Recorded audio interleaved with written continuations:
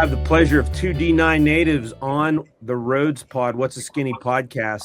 Head coach Keith Ferraro of the Clarion Golden Eagles wrestling team and his starting 197-pounder, Ethan Wiant, Redbank Valley. Keith is also a D9 native. That's Brookville, of course. So I'm going to start with your resumes from your high school years. One's a little older than the other. Ethan's 110 wins, 40. I have you for 47 pins, Ethan. And I don't know if that's a school record, not to throw shade at Jonathan Brothers, who has a few more wins than you, but that might be a school record. Do you know that? I'm not sure completely. I know it was pretty close, though. I don't remember what Brothers had throughout high school, but yeah, it's definitely pretty close to a school record, I think.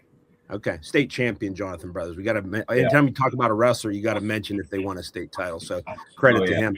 2020 grad, you are a graduate senior at Clarion, and Keith, 99 Brookville grad, 3-time District 9 champion. Now here's the deal. Here's a trivia question, Keith. You and I have talked much about history of Brookville wrestling and a lot of great conversations.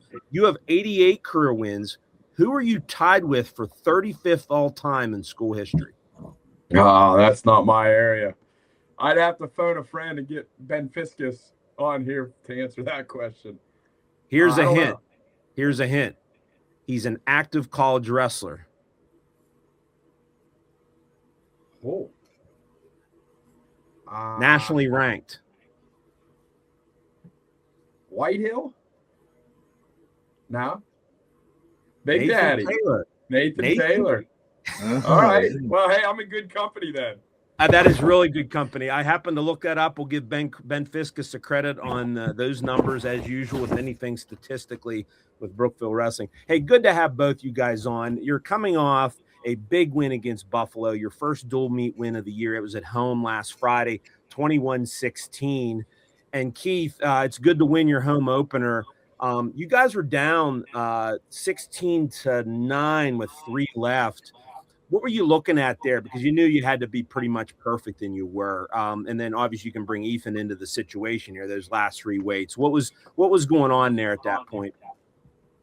Yeah, we actually thought the duel was, if you looked at it on paper, there was a good chance it was going to be a 5-5 duel, and it was going to come down to bonus points. And the 5 that we thought each direction weren't very accurate, as the way it played out. Which that's what makes dual meet wrestling so much fun, and especially in college where the margins are so small.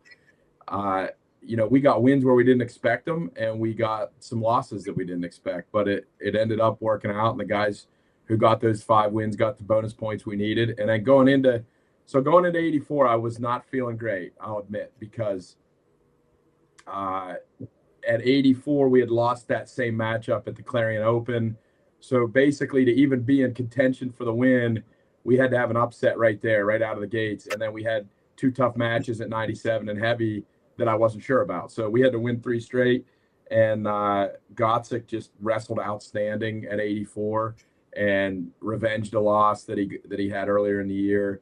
So, that kind of got the team fired up. And then I felt it a little bit after that match. I was like, we're back in this thing. And Ethan went out and got the job done. And wrestled outstanding. And then, probably everybody's seen the clip of the heavyweight match. What a great way to finish off that duel. It was really exciting. Team needed it. We needed it as a program. We had a really rough year last year, a lot of injuries, and we were just down. I'll own that. But we felt like we were significantly better this year, but hadn't really had a chance to flex as a team and show that. And we finally were able to do that in the dual meet. So that was fun. So Ethan, you had Connor Jacobs, which I believe was a former teammate, and you beat him 5-0. What was your mindset going in? Because Keith coach was saying, hey, you got some momentum at 184, and that's what dual meet wrestling is. You're building off a teammate's win, and that's a factor. So what's going through your head as that match goes on, and then realizing, hey, I can make a difference here? Yeah, leading up to the match and stuff, it was definitely a bit nerve-wracking. I feel like there was some sort of pressure, just a little bit, being that he was a prior teammate and whatnot. So I knew he was coming back. I knew he was hungry to get that victory over me and stuff. But I just think I was well prepared. I had a great game plan that I came up with the coaches and stuff, and executed that. And as I started wrestling him, I just knew I knew he couldn't keep my pace and stuff. So as long as I kept the pace high, I tired him out. And later in that match, he would break, and I knew just then, like when he broke, like right away. And like with Adrian's match and stuff like that, I was hyped. It definitely created like a great momentum for the next for my match and whatnot. Everyone was hyped. Everyone was excited. You know, you hear the teammates cheering and stuff like that. So it just created such a great atmosphere to just kind of feed off of, just, you know, to go out there, just have fun and do my thing. Looking at the rest of the schedule, and it starts Friday night. You guys get to go down to at Campbell to wrestle Gardner Webb and Campbell. Looking at the schedule, Coach, we'll start with you. You have about 4 weeks left of a dual meet. I think you have 9 duels over the next 4 weeks, and then you get into the postseason. This is the meat grinder part of the schedule. A lot of things get sorted out. You try to maintain some health and improve on your performance. I guess what's the focus moving forward here? You know, and we'll talk to Ethan as well about that. But what's the focus this time of year during the we'll call it the dog days of winter? As busy as it gets coming down the stretch here, the simpler it gets, honestly. We just kind of get in a mode now where we prepare for competition. So most weekends we have 1 duel or 2 events. Friday, Sunday is a very typical thing in college wrestling. So, and that changes a lot based on whether you're on the road for both of those or whether you're at home for one or home for both. It's a little more hectic when you're on the road on long trips. But basically what the week looks like is we regroup. Sometimes Mondays are days off because of a Sunday competition. We try to slide a lift in there where we can. And, you know, on a week that's ideal, we can get 2 lifts in. And then, you know, our wrestling is really just about tuning mistakes, getting back down to weight, getting healthy, you know, giving guys rest that need it, and preparing again for the next weekend. And, you know, if you look at our schedule, you'll see that our duels are kind of stacked. And honestly, it's a little risky way to schedule, because if you have catastrophic injuries on your team, it can really impact the way your season goes. But we thought it was important to do that this year because we have a really nice freshman group. We like the guys. They work really hard, great kids, great attitudes. And the way the college rule structure is right now, the way we did our schedule allowed us to get them on the mat as much as possible. And then at this point in the year, they can wrestle unattached if they're going to try to get through a redshirt year. So that's kind of why the schedule is the way it is. And it really does get simple for the guys in the lineup. We just tune them up, get them back down to weight, and go compete. You know, it's a lot more like a baseball schedule, I guess, where it's more event oriented than training, you know. Ethan, it's your 5th year. You're a graduate student there, and we'll get in a little bit about your what you're doing beyond wrestling. You've been through this a few years now. What kind of adjustments from the beginning to now has been a big key to you staying with the program? Hey, number one, anybody that goes through the whole program, I was just talking to you off air about my son. You know, it's his last year, and just to finish a career as a college athlete is something that's very admirable, and then throw a degree with it in that, and that's exceptional. What's this ride been like adjustment wise, not only as a wrestler but just balancing everything, because you're an all academic performer, and we'll get Coach a chance to say what that means to his program. But what kind of things have you had to adjust to as you've gone on? Man, I mean, definitely. This might sound like cliche or whatever, but definitely working on a schedule. You know, like being in academics and whatnot, and the wrestling program, it definitely gets busy. So you really got to stay structured in order to achieve success in this. And I think that's one thing that's really been just getting me by and stuff throughout the years, but also an emphasis on recovery for sure. I mean, it's been a tough 6 years for sure. I mean, there's been quite a bit of injuries. And just emphasizing just recovery, whether that's like getting 8 hours of sleep or whatever I eat, hopping in the cold tub, or just going with the trainers and stuff. Emphasizing that has also just helped me kind of move along throughout these 6 years and stuff. And the teammates, they're a big reason why teammates and coaches is a big reason why I came back and stuff. You know, I love wrestling. It definitely can get frustrating, absolutely, but any sport can. But yeah, they've been doing such a amazing job over the past 6 years, just hyping me up and just having my back in all situations and whatnot. So yeah, definitely leaning on them has been a big reason why, you know, I'm still here for my 6th year. Well, you did make a decision. I talked to Coach. You know, you had to make a decision to come back. I guess you just explained why you come back, right? Yeah. The people. I mean, I had 1 year of eligibility, and I just kept thinking to myself, I'm like, man, like a couple years down the road, like I don't want to look back and be like, I wish I would have taken that last year, you know. So Coach and I had a discussion about coming back another year, and I was sold, and I was like, absolutely. Coach, what has Ethan meant to this program? You mentioned that maybe this roster is a little young. To have somebody that's been in this program as long as he's been now, you know, going into this is his last year. Explain what Ethan Wiant means to the Golden Eagles.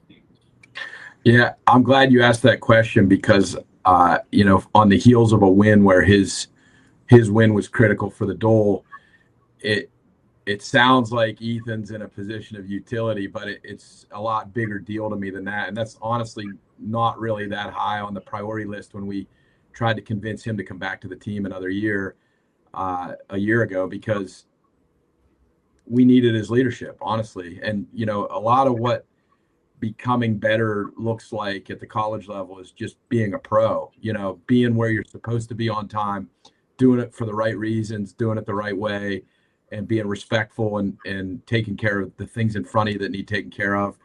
And, you know, all the things that good professionals do, good athletes need to do it too at this level. And he did it. He's always been like that. He's matured and gotten even better as time has gone by. And he's a true pro. So when you have a bunch of talent come in, young talent, good kids, you need somebody to show them how to do it, you know, and we knew that was going to be an issue, and it's worked out great. And it, you know, the culture of a team it's kind of like making a big batch of soup, you know, where like every ingredient matters, you know, and like you can't pull out an ingredient or add another one without impacting the whole pot of soup. So, you know, you need some Ethan Wiant in that whole culture to make it into what you're trying to do. And you know, I'm so grateful and thankful that he decided to do it, and he's been a huge help not only on the mat but showing our young bucks how it's done. You have a couple guys there that have, you know, at least a couple guys that has a chance. I mean, Travis Clausen came real close to getting the Nationals. Give me a quick breakdown of what this roster looks like to you as far as and then obviously you have some D9 guys that are on that roster as well, looking for opportunities or on their way to doing that. Carson Neely was a high profile recruit from Port Allegheny. What's this roster looking like right now, and what's it like in the room with these guys trying to become a Division I wrestler? Yeah, I would say what you have is like good. If you would walk in our room, whether you know a lot about wrestling or not, you'd probably walk out and say there's good energy in there. You can see the talent. You can see that it's a young group of kids. They're eager. They want in there. They're doing a good job of getting out and wrestling in opens better than we have more young unattached guys wrestling in opens than we've had in years and years, which is an indicator of how bad they want it, you know, to be totally blunt about it. And they've been doing a good job. Neely is training really hard, but he's just kind of been dodging injuries here and there. It has been not the smoothest freshman year for him. He just gets dinged up here and there, but he's you know, he's really shown his ability to work hard. He's improving. Just got to get him healthy for a long period of time so he can put in a good shift. But yeah, I mean, I don't know if I really answer your question, but I think what you'd see is like an eager young team that is, you know, has something to prove, and it's going to take them time. That's the other reality of that situation. You know, when you have a room like that, it's not just turnkey athletes that step on the mat and show off. Sometimes it takes growing pains. Sometimes it takes a year or two until you really start to see them come together. Ethan, what are you seeing in the room, and what do you try to do in there as a leader? Because I mean, just being a graduate student on the roster, you're probably a leader, even if you don't say one word. But is there anything intentionally you try to do in the room and even outside it? Yeah, absolutely. Regarding my whole like overlook on the team and stuff like that, man, just the team attitude this year is just some of the best that I've seen since I've been here.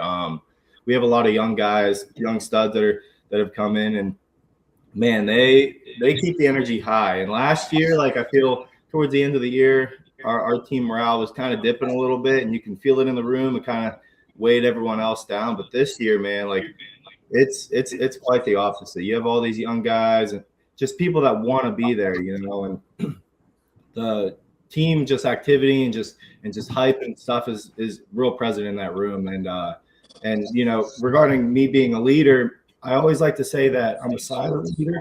I'm a pretty silent leader, so I kind of lead by example and stuff. And I feel like the leaders that we do have, we have a good like melting pot of everything. We have Travis, who's one of our leaders, and he's pretty vocal in the wrestling room, and I'm kind of there leading by example, pushing myself. Others see that, and outside of the room, like I like to hold a little Bible study that we all like to do, just to kind of grow closer with each other, you know, grow closer to the Lord. And we have some wrestlers that come and join that, and they love it, and it just kind of helps switch their perspective a little bit. But that's one thing I try to do, and you know, I always have conversations with pretty much anyone in that room, you know, outside of the wrestling room, a little more private and stuff. You know, I do a pretty good job at knowing when someone's going through something. So at that time, you know, that's when I kind of engage with them a little more, like in confinement or something like that, a little more individually without anyone else around. And that's when I kind of, you know, talk about what they're going through, helping them out and stuff like that. But that's my style of leadership that I kind of go by. Keith, it's nice to have an all academic performer on your roster, and that's something your program has been pretty good at. And you know, this is your 12th year, I should say, and you've been over there a long time. That's a reputation you're pretty proud of, right? Yeah, it is. It's important to us, and I'll tell you where it comes from. For me, a little different than a lot of people, and where it comes from is there's this little bit of a stigma in our sport of wrestling, mainly from outsiders who just assume wrestlers are meatheads and jocks and stupid or whatever, and not calculated. And I couldn't disagree with that stigma any more than I do. The most important, most intelligent, hardest working, you name it, the people I want, as Coach Waller says, in the foxhole with me, for whatever reason, they're almost all wrestlers. And, you know, of course I'm biased because I spend my time around this population of people every day, but they are a great group of people who will always be turned to when things get bad. And they always have solutions to the biggest problems. So to me, if you have an organization like our wrestling team and you're not exceeding expectations in the classroom, then you're contributing to the stigma that I can't stand. And that's really where our motivation comes from. I think our entire staff embraces the same kind of attitude towards it, which really helps. And we have an outstanding academic mentor, one of your friends, Rich, Ken Staub, who's just constantly working with the guys to help them exceed expectations. And, you know, it has become part of our culture. Sometimes we talk about it more than others. This past semester was great. And, you know, the one thing that worries me is like when we're doing really well academically, we don't talk about it as much. And then if things start to slip, you got to get on. And when I say slip, my definition of slip is a lot different than other coaches maybe. Right. But we expect a high standard. And, you know, if we think a guy's a 4.0 guy, if he's a bio major that wants to go to med school or wants to be a PA and he has a bad semester and gets a 3.1, we're on him. You know, it's not just an expectation to get a 3.0 and float through. If you're not exceeding what you're capable of or reaching what you're capable of, then we're hard on guys, and that's something that Ken Staub has also embraced and been really valuable for our guys. Well, shout out to Ken. He deserves that. He he eats, lives, and breathes this sport, and he enjoys being around your program. That is no question about it. Ethan, beyond wrestling, what's the plans, and what are we going to be seeing from you after your career's over at Clarion? Yeah, so my plan afterwards is I'm probably going to stick around here for another year or so. I'd like to start independent contracting for personal training, kind of start my own little business there and slowly transition to online coaching eventually. So that's the plan around here for another year. But my girlfriend actually just got accepted into UConn up in Connecticut for neurophysiology. She'll be up in Connecticut for a couple of years. And we're hoping to limit long distance to at least a year. And then maybe I'll branch off, move out there for a year or two, then come back. But that's the plan for right now. It's kind of up in the air. I'm not like solidified into anything yet, but that's a pretty solid plan that I have for right now. Coach, I assume that you'd be big on Ethan Wiant as a coach somewhere in wrestling, right? Oh yeah, I mean, yeah, absolutely. That at any level, really. I mean, he's capable of doing it all. And and it does, coaching. A lot of people don't choose to do that, but it really is a rewarding thing that I think he would enjoy and be great at. But the truth is, whatever he decides is important to him, whether it's going into a business for himself, like he's talking about, or working for somebody else. He's a pro. That he's a turnkey employee that would kick butt, whatever he does. And I can't really say it any different than that. Guys, it's a wonderful time to talk to you. Good luck at Campbell over the weekend. Safe travels, of course, and we'll be watching. There's a lot of wrestling left, and I wish you guys well, and thanks for being on the show. Thanks, buddy. Appreciate it. Thank you so much.